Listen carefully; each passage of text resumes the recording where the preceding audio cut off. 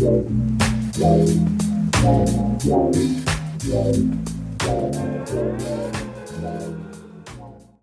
वालेकुम ख़वातीन हज़रात। आज मेरे साथ गेस्ट मौजूद हैं, मेरे कुलीग, बहुत ही अच्छे दोस्त सैयद साद अख्तर। बचपन से साथ हैं, स्कूल का साथ है, तो मेमोरीज़ बहुत ज़्यादा हैं इनके साथ। और आज जिस टॉपिक के ऊपर डिस्कशन करने के लिए इनको दावत दी है, वो भी एक बहुत क्रेज़ का टॉपिक है। यूथ के अंदर तो ज़्यादातर उसका क्रेज़ है, लेकिन बहुत बड़े लोगों के अंदर भी है। इस तरीके से अगर हम देखें तो बड़े लोगों के अंदर भी क्रेज़ है। अभी जिस तरीके से रमज़ान चल रहा है, हम नाइट उसके अंदर देखें नाइट टूर्नामेंट में ज़्यादातर हमें बच्चों के साथ बड़े ही नज़र आते हैं। तो साद का इंट्रो कराते हैं। साद, इनका पूरा नाम सैयद साद अख्तर है, यूनिवर्सिटी के तालिब इल्म है, यूआईटी यूनिवर्सिटी। सबसे मेन चीज़ आज जिस टॉपिक पे हमने बात करनी है, तो आपको बता दी सर, क्रिकेट है। क्रिकेट के बारे में आप क्या जानते हैं? यार क्रिकेट एक ऐसी चीज़ है जो कि मतलब पढ़ाई के अलावा आई थिंक मैंने ज़िंदगी में सिर्फ क्रिकेट ही की है। मतलब बचपन में हम लोग ऐसे में लिखा करते थे ना कि cricket is my hobby. Yes तो उस हॉबी को किस तरीके से देखते हैं? अब पैशन के उसमें देखते हैं या अभी भी वो हॉबी है? यार ये पैशन एक तरह से जो भी स्टार्ट में होता है ना, कोई भी उसका हर किसी का ड्रीम होता है भाई कि मुझे तो अब इसी को परस्यू करना है, मुझे यही बनना है, क्रिकेटर ही बनना है, पाकिस्तान की जर्सी पहननी है। ऑब्वियसली फिर नहीं हो पाता, क्योंकि अब आपका फैमिली बैकग्राउंड बहुत मैटर करता है इस चीज़ में कि आप किस फैमिली से, कि आप ये रिस्क ले सकते हो, क्योंकि ऑब्वियसली यहाँ पे स्पोर्ट्स को एक जैसे टाइम पास समझा जाता है। अब चीज़ें बदल रही हैं ऑब्वियसली। तो शुरू में यही था, पैशन था, लेकिन आहिस्ता-आहिस्ता थोड़ा रुझान कम हुआ। उसके बाद अचानक से फिर एक जो पीक मिलती है, जब आपको अगेन पीक मिलती है, तो मुझे मेरा एक तरह से बिल्कुल थोड़ा रुझान कम हो गया था, फिर अगेन एक पीक मिली उसको, और मैं ज़्यादा अगेन देखने लग गया। मैं मतलब अब सिर्फ मैं ये अगर बोलूँ कि मैं पढ़ाई और क्रिकेट ही कर रहा हूँ, खेल रहा हूँ, तो वो गलत नहीं होगा। तो साथ अभी आप क्या कर रहे हैं? मतलब मुझे तो पता है, लेकिन ऑडियंस को बताने के लिए कि भाई क्रिकेट को अभी किस तरीके से खेल रहे हैं। अगर हम रमज़ान के अलावा की बात करें, रमज़ान में रूटीन, पहले तो रमज़ान की रूटीन बता दो, रमज़ान की रूटीन क्या है क्रिकेट के हवाले से? क्रिकेट के हवाले से रूटीन यही है सिंपल, कि भाई नाइट टूर्नामेंट्स होते हैं, और इसको कोई एक टीम से नहीं होता, डिफरेंट टीमों से होते हैं, और टेप बॉल क्रिकेट होती है। नाइट टूर्नामेंट्स के अंदर भी बड़ी एक इंपॉर्टेंट चीज़ है कि नाइट टूर्नामेंट्स क्योंकि ग्राउंड में नहीं होते, गली के अंदर रोड के ऊपर खेल रहे होते हैं लोग, गाड़ियाँ आ रही हैं जा रही हैं, किससे कोई फर्क नहीं पड़ता। बिल्कुल ऐसे ही है, गली में भी होते हैं। दूसरा कुछ खुली जगह मिल गई, वहाँ पे बस लाइटें लगाई, कमेटी हो गई, टीमों को फेसबुक पे स्टार दे दिया, टीम आ गई, एंट्री हुई, जो फाइनल जीता उसको पैसे मिल गए। अच्छा साथ, इस चीज़ को कैसे देखते हैं कि आप एक दिन पाकिस्तान की जर्सी पहने? क्या लगता है पाकिस्तान की जर्सी पहनेंगे? हर हर मेरे हिसाब से जो भी क्रिकेटर जिसने मतलब जिसने एक तरह से ज़रा सा भी खेली ना क्रिकेट, हर किसी ने इस बारे में सोचा। यार मैं भी बचपन में ना पाकिस्तान की शर्टें लेकर आ जाता था। अब वो अभी और भाई जब पीएसएल स्टार्ट हुआ था, पीएसएल की शर्ट्स का कितना क्रेज था। यही होता हर है। बंदा लेके घूम रहा होता था, जिसके पास पीएसएल की शर्ट होती थी वो भाई बड़ा अमीर बंदा होता उसको था। बोलते थे भाई ये दे दो हमें भाई। ये हमें दे दो। फिर लोगों के अंदर एक नई चीज़ आई, वो नाम लिखवा देते शर्ट के पीछे। फिर अपने फेवरेट प्लेयर का नंबर लिखवा रहे पीछे। तो पाकिस्तान क्रिकेट के बारे में हम थोड़ी सी बात करें अगर, तो पाकिस्तान क्रिकेट ने भी बड़े अप्स एंड डाउन्स देखे हैं। बहुत बहुत। बहुत। मतलब T20 वर्ल्ड कप जब से स्टार्ट हुए, क्योंकि T20 वर्ल्ड कप की बात मैं इसलिए कर रहा हूँ कि भाई T20 आगे गेम ही T20 का ही चल रहा है। नहीं देखते लोग टेस्ट और ओडीआईज, अब नहीं देखते। इतनी इतनी समझ नहीं है मेरे हिसाब से, उनके अंदर अब इतनी समझ ही नहीं है कि वो टेस्ट को समझ भी सके, कि वो इस वजह से अब ज़्यादा T20 ये बहुत ज़्यादा, ये जो क्रिटिसिज्म अभी फेसबुक पे चल रहा होता है ना, सबको पसंद है, सबको सबको जो एक्चुअल क्रिकेट की ब्यूटी है मेरे हिसाब से, वो कम्प्लीटली डिस्ट्रॉय तो नहीं, लेकिन बहुत हद तक अफेक्ट हुआ है। जो ब्यूटी है वो बहुत कम हो गई। मतलब टेस्ट क्रिकेट एक, पहले तो अब अगर मैं अपने दादा से सुनूं, मेरे दादा को शौक था क्रिकेट का, अब्बू को शौक है, अम्मी को शौक है, जब उनसे सुनता था ना तो वो बोलते हैं कि भाई टेस्ट क्रिकेट के अंदर कोई बात नहीं है। मेरे अब्बू आज तक कहते हैं कि भाई अगर एक प्लेयर को टेस्ट करना है ना तो उसको टेस्ट क्रिकेट खिलवा दो। जी, अब मैं आपको इसकी एग्जांपल दूँ सर, आप बहुत सारे प्लेयर्स भी, क्योंकि ऑब्वियसली उनको पता है कि इसी में पैसा है, T20 में पैसा है ज़्यादा, आपके स्पॉन्सर्स आते हैं ज़्यादा, ऑब्वियसली पैसा मिलता है, तो हर कोई इसको एज अ जॉब भी देख रहा है। तो हर कोई T20 की तरफ ही देख रहा है, हर कोई चाह रहा है कि वो उसका उनका गेम ऐसा हो कि वो T20 में सर्वाइव कर सकें, क्योंकि T20 is a long term, अभी क्रिकेट में करंटली वही लंबा चलेगा, उसमें पैसा भी ज़्यादा है। लेकिन स्टिल मेरे हिसाब से बहुत सारी टीमें ऐसी हैं, इंग्लैंड हो गई, ऑस्ट्रेलिया हो गई, इंडिया, जो टेस्ट मैच को की ब्यूटी को स्टिल अभी तक रिवाइव रखी हुई है, और मतलब स्टिल वो कम्पेटिटिव। और इंग्लैंड और ऑस्ट्रेलिया की एशेज और स्पेशली इंडिया और ऑस्ट्रेलिया की जो राइवलरी चल रही है, इंडिया और ऑस्ट्रेलिया की, वो विराट कोहली की वजह से विराट कोहली एग्रेसिव राइवलरी बन गई। तो साथ क्रिकेट कब से देखना शुरू किया है, मतलब वो वाला देखना कि जब से आपको पता हो कि यार होश हो आवाज में क्रिकेट, मतलब बचपन से? मेरे ख्याल से तुम्हारे भी दादा को शौक था, फिर अब्बू को शौक है, जी। अब दोनों भाइयों को भी शौक है। मेरे तो बचपन से क्रिकेट तो तुम लोगों ने देखा होगा, जैसे मैंने देखा है बचपन से। मैं असल में जॉइंट फैमिली में पैदा हुआ था, तो उसमें मैंने पैदा होने के बाद ही कोई गेम देखा है तो वो सिर्फ बिल्कुल, क्रिकेट देखा मेरे है। साथ मुझे क्रिकेट के अलावा किसी का पता भी नहीं था। मुझे वो तो काफी टाइम बाद पता चला भाई हमारा नेशनल गेम एक्चुअल में हॉकी है। हॉकी होता है, वरना मैं भी एक टाइम तक समझता था यार क्रिकेट क्यों नहीं, और फिर जब मुझे पता चला कि यार नेशनल गेम हॉकी है, तो मैं सवाल भी करता था यार नेशनल गेम क्रिकेट क्यों नहीं है हमारा। वही तो। फिर जब से बचपन से लेके बड़े हो गए, तब से एक चीज बड़ी सुनने में आई, इंडिया और पाकिस्तान। बस इंडिया वर्ल्ड कप हार जाओ, इंडिया इंडिया और पाकिस्तान वाला मैच जीत जाओ, और बड़ी उसके ऊपर राइवलरीज चली। पहले तो भाई इंडिया से हम जीतते ही नहीं थे कोई भी मैच हो। हम पहले एक्चुअल में पहले हम सीरीज बहुत ज़्यादा जीते हैं कंपैरेटिवली। जो वसीम अकरम इन लोगों का दौर था सीरीज और मैचेस के हिसाब से, हम स्टिल अभी तक स्टिल टू डेट हम अहेड हैं उनसे बहुत ज़्यादा। बस एक चीज़ थी, एक जिंक्स था कि वर्ल्ड कप में हम कभी नहीं जीते थे। जब हमारी टीम बहुत पीक पे थी, वसीम अकरम इन सब के ज़माने में, हम तब भी नहीं जीते थे इंडिया से। हम तब भी इंडिया से, जो उस वक्त इंडिया की इतनी स्ट्रॉन्ग टीम नहीं थी, उनसे हम हारे थे। उसी तरह अब जो ऑब्वियसली 2021 का वर्ल्ड कप आपको याद है, 2021 का वर्ल्ड कप तो यार एक नाइटमेयर की तरह है। मतलब पहले इतना अच्छा वर्ल्ड कप चलता है कि आपको 10 के 10 पॉइंट्स मिलते हैं, और आप लास्ट गेम पेन कुछ कुछ आखिरी, मतलब आखिरी के 2 ओवर में, आखिरी के 3 ओवर में आप हार रहे हैं। हम हाँ भाई, मैंने इस तरह ये मैं हर किसी से यही कहता हूँ जब भी इसके बारे में जिक्र करता हूँ कि मतलब पाकिस्तान ने डोमिनेट किया वो मैच, बट एक तरह से कहते हैं कैच ड्रॉप पे हम पूरा नहीं दे सकते ब्लेम, बट हफीज आउट हुए। बैटिंग हमने एक तरह से वो फखर जमान ने वो नीचे संभाली। फखर जमान ने वो सीजन में क्या ना, वरना वो हफीज आउट हुआ, score उसके हमारा बाद एंड में फखर ने 140 score था, किया। वरना मुझे याद है कि स्टार्क जब बॉलिंग कर रहे थे तो कमेंटेटर्स यही कह रहे थे कि पिच के अंदर बॉलिंग का फायदा बहुत है, और फिर भी एक जैसे बात है, अगर स्टार्क सामने है, मिचेल स्टार्क एक बहुत बड़ा नाम है, फखर जमान कोई इतना पुराना बैट्समैन नहीं है। फखर जमान 2017 में डेब्यू कर रहा है, मिचेल स्टार्क एक बहुत बड़ी अपनी जर्नी कंप्लीट करके आया है, पीक से निकल के आया है, फिर दोबारा पीक पे आया है। अभी तो वो इंडिया में अब इंडिया में जिस तरीके से चल रहा है। तो साथ ये बताओ कि अभी आगे वर्ल्ड कप भी आ रहा है, एशिया कप भी आ रहा है, और पाकिस्तान की टीम देखी है आपने, अभी न्यूजीलैंड की सीरीज माशाल्लाह से न्यूजीलैंड की सीरीज भी है, और माशाल्लाह से बहुत सारा टैलेंट भी सामने आया है। इस पीएसएल से तो बहुत सारा टैलेंट सामने आया है, स्पेशली बैटिंग बैटिंग में, बॉलिंग में भी आया है। में तो आता ही है। कुछ बॉलर्स नहीं होते मेरे ख्याल से। पीएसएल एक ऐसी लीग है जिसको बॉलिंग के जरिए हम कैच कर सकते हैं, फास्ट बॉलिंग के जरिए, लेकिन हम शायद नहीं कर पाते।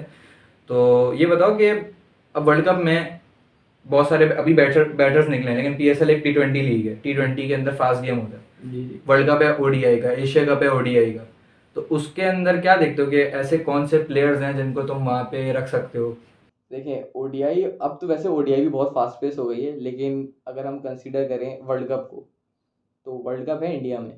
अब इंडिया में ओबियसली बहुत सारे ग्राउंडों में मैच है, और अगर हम देखें इंडिया की पिचेस का बिहेवियर, तो इंडिया में आपको स्विंग भी, कुछ जगहों पे स्विंग भी मिलेगा, कुछ जगहों पे बहुत ज़्यादा लेकिन ज़्यादा स्पिन की वजह से फेमस। बिल्कुल ऐसा ही है, लेकिन कुछ ग्राउंड में आपको फिर फ्लैट ट्रैक्स भी मिलते हैं जहाँ पे 400 रन भी हो रहा है।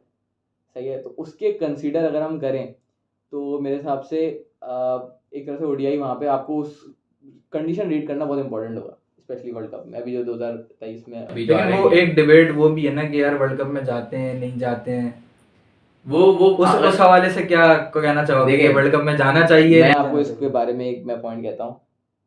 इंडिया ने जो भी एशिया कप के बारे में जो भी चीज़ की, वो उन्होंने की एशियन काउंसिल को नखरे दिखाए। सही है ना? हम इसका जवाब जो है हम एक आईसीसी इवेंट में नहीं दिखा सकते। क्यों? क्योंकि अगर हम चले भी गए, ऑब्वियसली यस उनको बहुत नुकसान होगा, बट डजेंट मैटर। वो हम इतना कोई वो नहीं करते, जैसे हम आईसीसी इवेंट्स में कर ही नहीं सकते, हमें जाना ही पड़ेगा। मतलब आईसीसी इवेंट में तुम ये कह रहे हो कि आईसीसी इवेंट्स में हम नहीं करेंगे नखरे, तो शायद हो सकता है आगे के जो आईसीसी इवेंट्स जैसे 2025 की चैंपियंस ट्रॉफी, वो मेरे हिसाब से 2025 का चैंपियंस ट्रॉफी, अगर पाकिस्तान 2023 में अभी इंडिया जाता है, जो कि मेरे हिसाब से जाना क्रिकेट वाइज भी और आगे फ्यूचर के लिहाज से मैं ये चाहता हूँ कि वो जाए। सही है ना?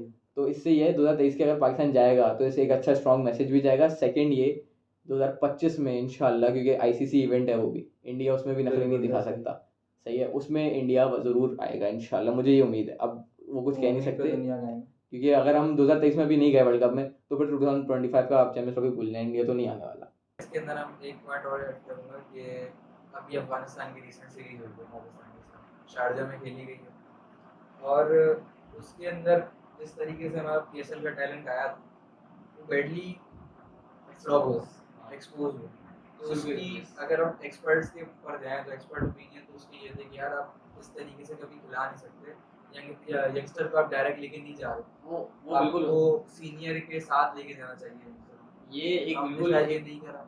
ये बिल्कुल एक पॉइंट हो सकता है, लेकिन अगर आप हम देखें ना तो एक्चुअल में ये पाकिस्तान अफगानिस्तान की सीरीज़ जो है ये शेड्यूल्ड नहीं थी। एक्चुअल में अफगानिस्तान और ऑस्ट्रेलिया की सीरीज़ शेड्यूल्ड थी, जो कि ऑस्ट्रेलिया ने पता नहीं ड्यू टू कौन सा रीज़न उन्होंने कैंसिल कर दी कि हम नहीं आ रहे, और वो क्या रीज़न था वो अब पता नहीं अब। लेकिन अफगानिस्तान ने तो रिक्वेस्ट की कि भाई हमारी तो सारी तैयारी पूरी है ऑब्वियसली, क्योंकि अफगानिस्तान के पास वैसे तो क्रिकेट नहीं है, उनको एक अच्छी क्रिकेट टीम से, एक अच्छी लेवल की टीम से उनको एक मैच खेलने को एक सीरीज़ मिल रही थी, और जो कि नहीं मिल रही। ये अफगानिस्तान मेरे हिसाब से एक ऐसी टीम है जिसको अगर एक्सपोजर मिले, लोग उनके साथ सीरीज़ खेलें, तो मेरे हिसाब से one of the dangerous limited overs team है वो। आप देखें ना उनके पास बॉलर बॉलर के स्पिनर के नाम पे तो अफगानिस्तान बहुत ज़्यादा मशहूर रही है, राशिद खान मुजीब और उसके अलावा अब उनके फास्ट बॉलर जिस तरीके से निकल के आ रहे हैं, फारूकी है, नवीन उठा के हैं, बहुत अच्छे हैं। अभी वो करीम जन्नत बॉलर वो काफ़ी अच्छे हैं, लेकिन पाकिस्तान से भिड़ गए तो उनको सर पे नहीं चढ़ाएंगे ज़्यादा। लेकिन बैट्समैन की अगर हम बात करें तो भाई वहाँ पे बैट्समैन काफ़ी ज़्यादा अच्छे हैं। बैट्समैन अभी अगर मैं बोलूँ ना, उनके हमेशा से बैट्समैन तेज रन करने वाले हमेशा से रहे, लेकिन मेरे हिसाब से T20 में तो मुझे लगता है कि उनकी टीम डेंजरस हो सकती है। T20 की उनकी स्टिल है। अगर मैं उनको देखूँ ना, गुरबाज वो एक ऐसा बैट्समैन है जो उनको मिला है, जो कि मेरे हिसाब से अगर वो देखें, अगर आप सेकंड और थर्ड अगर आप T20 देखें, तो वो गुरबाज की विकेट थी, इसने मैच थोड़ा टर्न अराउंड किया था। सही है, क्योंकि गुरबाज एक मतलब जिस तरह वो खेल रहा है, क्योंकि वो टेक्निकली भी साउंड कैरी करके खेल रहा है, वो अटैकिंग क्रिकेट भी खेल सकता है, वो सब कुछ कर सकता है। अब हम जिस तरह बात कर रहे थे हमारे यंगस्टर्स के बारे में, कि हमारे, मैं अगर ये बोलूँगा इनएक्सपीरियंस आप कह सकते हैं, क्योंकि वो शेड्यूल नहीं थी सीरीज़, तो इस बुनियाद पे मेरे हिसाब से वो बेस्ट सीरीज़ थी कि हम यंगस्टर्स को उसमें ट्राई करते। मैं एक बात ये कहूँगा, हमने फिर अगेन वही वाली चीज़ में मैंने बोला कि हमने सिर्फ 1 से 2 मैचेस से हमने डिसाइड कर लिया कि ये यंगस्टर्स किसी काबिल के नहीं, किसी काबिल नहीं। और फिर हमने ट्रोल भी इनको किया कि यार ये पाकिस्तान के होम ग्राउंड में तो रोड पेचेस पे तो अब बहुत मैं अच्छा आपको चल रहे बताता होते हैं, और हूँ, वो एक्चुअल में सिर्फ पिचेस का नहीं होता, ये होता है एक्सपीरियंस। ऊपर से जब आप पहली बार एक तो आप डेब्यू करते हो तो आपको एक अलग प्रेशर होता है। Second cheese is experience. Experience जब आपके पास होता है ना, तो आप कंडीशन को अच्छे एसेस करते हो। अगर मैं आपको साइम अयूब के शुरू के 2 मैचेस, स्पेशली फर्स्ट T20 आई और थर्ड T20 का मेन डिफरेंस बताऊँ ना, तो उसने फर्स्ट T20 आई में वो कंडीशन के हिसाब से नहीं चला, वो अपने गेम के हिसाब से चला, जिसकी वजह से वो जो शॉट उसका, जो मेन शॉट है उसका, जो पीछे वो खेलता है साइम अयूब, उसी पे वो आउट हुआ। लेकिन थर्ड T20 में अगर आप देखें ना, उसने कोई भी ऐसा शॉट नहीं खेला जो कि out of the cricket book था, जो क्रिकेट की मतलब किताब में नहीं लिखा। सिर्फ उसने क्रिकेट शॉट्स खेले, जिसकी वजह से उसे 49 रन मिला। सर यंग टैलेंट की बात होगी, पाकिस्तान के ऊपर भी बात होगी, ज़रा चलते हैं अपकमिंग न्यूजीलैंड की एक सीरीज़ आ रही है। जैसे आज 13 अप्रैल हम रिकॉर्ड कर रहे हैं और कल से सीरीज़ स्टार्ट होने वाली है। 14 अप्रैल से सीरीज़ स्टार्ट होगी और उसके अंदर में फिर कुछ नई शक्लें दिखेंगी। मैं तो सबसे पहले इस चीज़ को बहुत अप्रिशिएट करूँगा कि भाई इन्होंने वाकई ही सीनियर प्लेयर्स की निगरानी में यंगस्टर्स को उतारा। सही, जैसे सबने एक बात करी ना कि सीनियर प्लेयर के साथ एक यंगस्टर का डेब्यू होता तो ज़्यादा मज़ा आता। तो उस अगर अफगानिस्तान की अगर हम सीरीज़ को भूल जाएँ और न्यूजीलैंड की सीरीज़ पे फोकस करें और हम देखेंगे यार जैसे थोड़े बहुत नाम आए, नए नए नाम, तो बॉलिंग साइड को हटा के बैटिंग साइड को हम देखें तो उधर मोहम्मद आरिस T20 के अंदर मोहम्मद आरिस आए हैं और साइम अयूब आए हैं। मोहम्मद आरिस ने T20 पहले भी खेल चुके हैं, वर्ल्ड कप खेल चुके हैं। साइम अयूब का नया नया इस बार आना हुआ है T20 के अंदर। तो मेरे ख्याल से बाबर के साथ वो पहले भी खेल चुके, बाबर के साथ पेशावर में खेल चुके हैं वो। तो बाबर ने मतलब साइम अयूब के इंटरव्यू में वो बता रहे थे कि बाबर के साथ खेलने में और अकेले एक इनिंग्स खेलने में उनको बहुत फ़र्क है। आप किसी ऐसे के साथ होते हैं ना, जैसे यही बोला था कि एक्सपीरियंस पहला जो 50 किया था वो न्यूजीलैंड के बॉल पे किया था, वो बाबर आजम के सामने किया था, सामने नहीं किया, सामने नहीं किया, तो इसलिए उसने उसको उसकी वैल्यू नहीं पता थी। लेकिन जब उसने सेकंड 50 अगेंस्ट लाहौर उसने जब बाबर आजम के सामने किया, तो वो बता रहे कि वो मैंने सेलिब्रेट किया, वो उसको एज अ फर्स्ट 50 उसने सेलिब्रेट किया। अब्दुल्ला शफीक की मैं बात करूँगा यार, अब्दुल्ला शफीक चल नहीं पा रहे। पीएसएल में अच्छा खेला उन्होंने, लेकिन अभी सीरीज के अंदर वो भी फ्लॉप हुआ। हालांकि अब्दुल्ला शफीक एक बहुत टेक्निकल प्लेयर है, वो दिमाग से उनकी क्रिकेट आती है, वो उनके प्रॉपर क्रिकेटिंग शॉट्स हैं।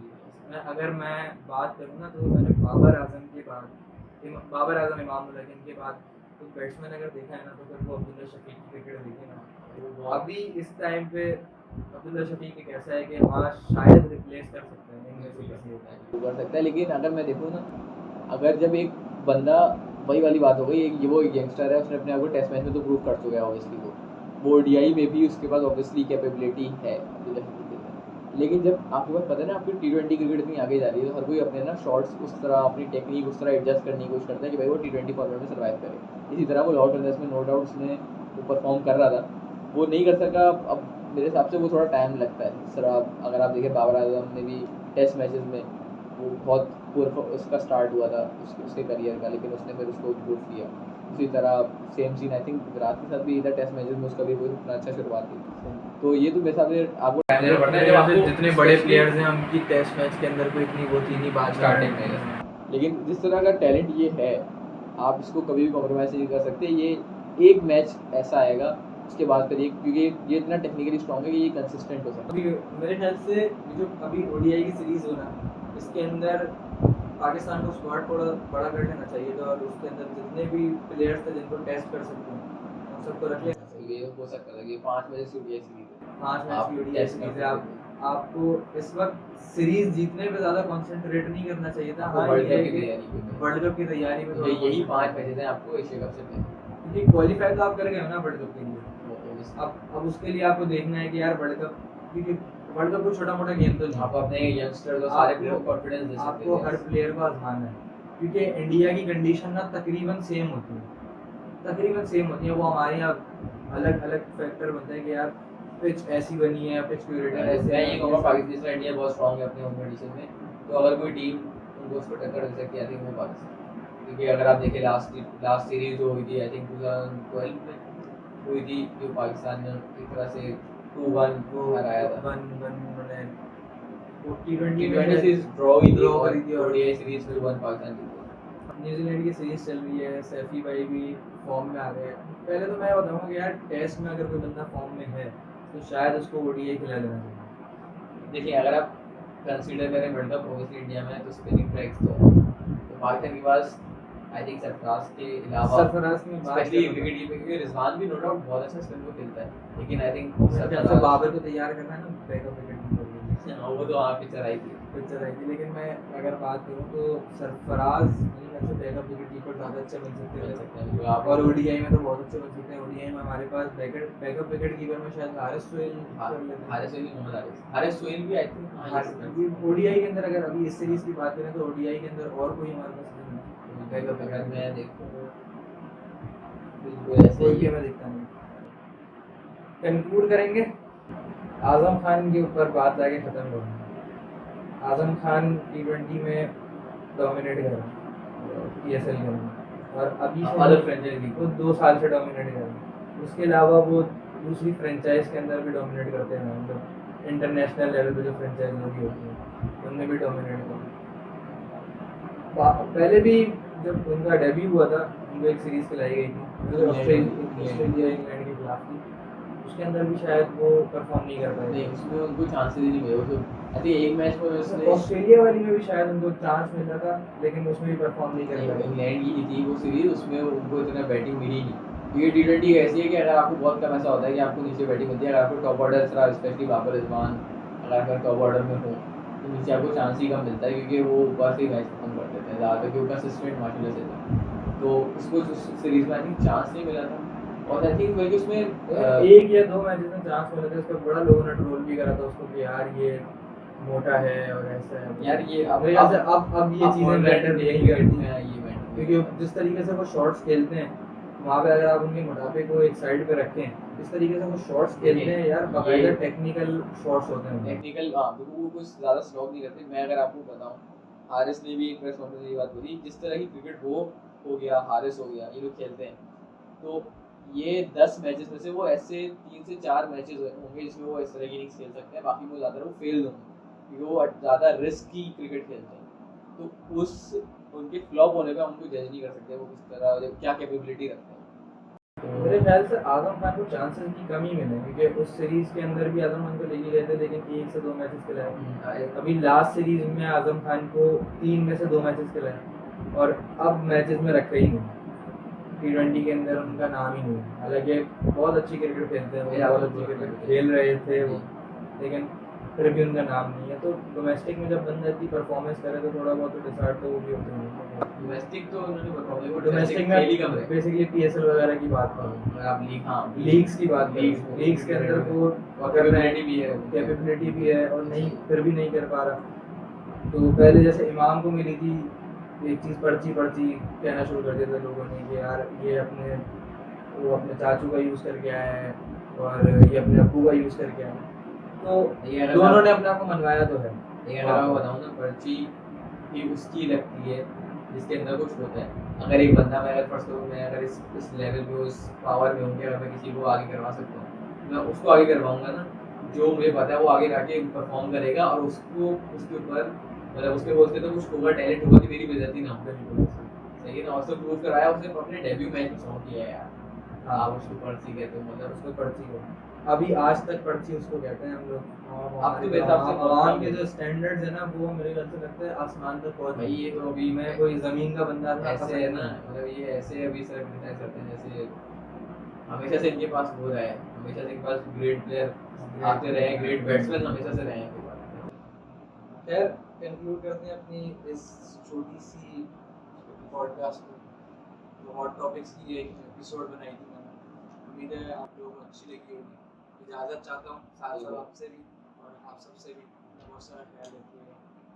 अल्लाह हाफ़िज़।